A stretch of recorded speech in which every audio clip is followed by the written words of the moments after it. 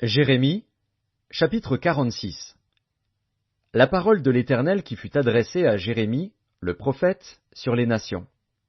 Sur l'Égypte, sur l'armée de Pharaon Nécho, roi d'Égypte, qui était près du fleuve de l'Euphrate, à Carchemish, et qui fut battu par Nebuchadnezzar, roi de Babylone, la 4e année de Joachim, fils de Josias, roi de Juda.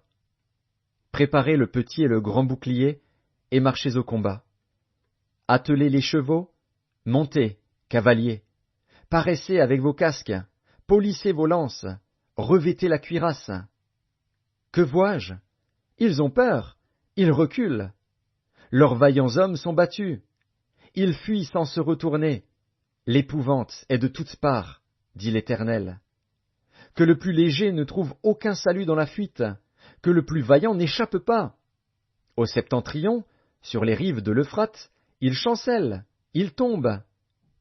Qui est celui qui s'avance comme le Nil et dont les eaux sont agitées comme les torrents? C'est l'Égypte. Elle s'avance comme le Nil, et ses eaux sont agitées comme les torrents. Elle dit, « Je monterai, je couvrirai la terre, je détruirai les villes et leurs habitants.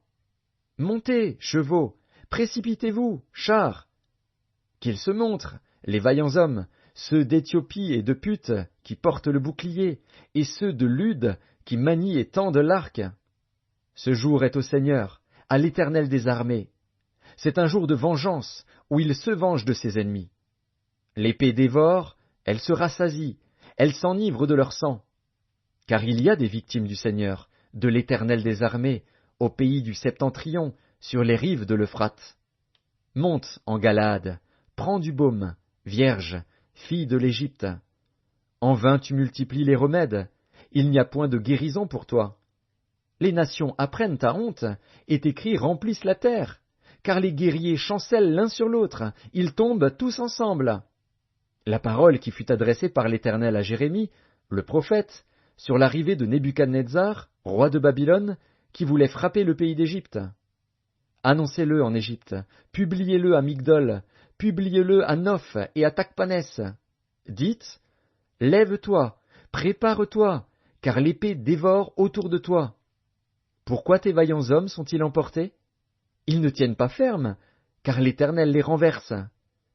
Il en fait chanceler un grand nombre. Ils tombent l'un sur l'autre, et ils disent, allons, retournons vers notre peuple, dans notre pays natal, loin du glaive destructeur. Là, on s'écrie, Pharaon, roi d'Égypte, ce n'est qu'un bruit. Il a laissé passer le moment. Je suis vivant, dit le roi, dont l'Éternel des armées est le nom, comme le Tabor parmi les montagnes, comme le Carmel qui s'avance dans la mer. Il viendra. Fais ton bagage pour la captivité, habitante, fille de l'Égypte. Car Noph deviendra un désert, elle sera ravagée, elle n'aura plus d'habitants. L'Égypte est une très belle génisse. Le destructeur vient du septentrion. Il arrive. Ses mercenaires aussi sont au milieu d'elle comme des veaux engraissés. Et eux aussi, ils tournent le dos, ils fuient tous sans résister. Car le jour de leur malheur fond sur eux, le temps de leur châtiment. Sa voix se fait entendre comme celle du serpent. Car il s'avance avec une armée, il marche contre elle avec des haches, pareilles à des bûcherons. Ils abattent sa forêt, dit l'Éternel, bien qu'elle soit impénétrable. Car ils sont plus nombreux que les sauterelles, on ne pourrait les compter. La fille de l'Égypte est confuse, elle est livrée entre les mains du peuple du Septentrion. L'Éternel des armées, le Dieu d'Israël, dit, voici, je vais châtier Amon de No, Pharaon, l'Égypte, ses dieux et ses rois, Pharaon et ceux qui se confient en lui.